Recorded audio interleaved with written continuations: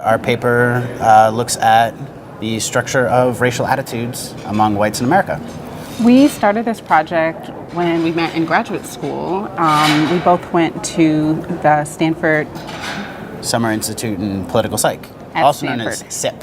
Yeah. And we had a conversation about how young people, young white people especially, tend to believe themselves to be really racially progressive, but sometimes engage in what is now called hipster racism, and a way to make jokes about race and racism and to make racist jokes, but ultimately to show that they're racially progressive. And we really wanted to dig into what is the way that young people talk and think about racism.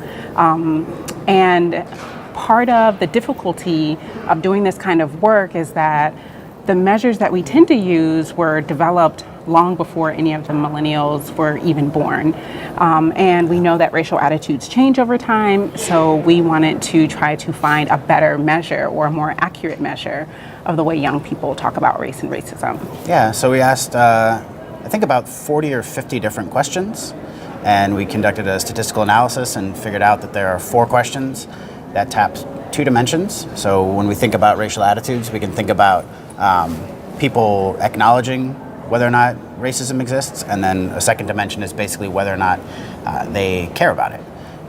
And ultimately, we found that young people are not as racially progressive as we tend to think they are or say they are, unfortunately.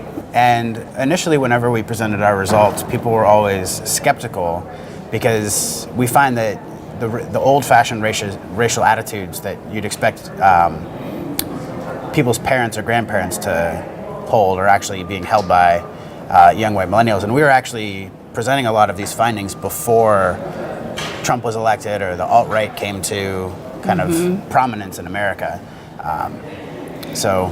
But I think also people have had a hunch that we need to develop new measures. Yeah. But it's really difficult. It's difficult to do. It's difficult to know where to start.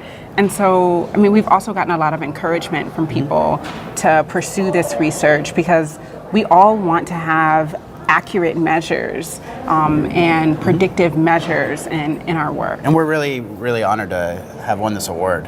The more I tell people about it, the more I realize that it's kind of a big deal.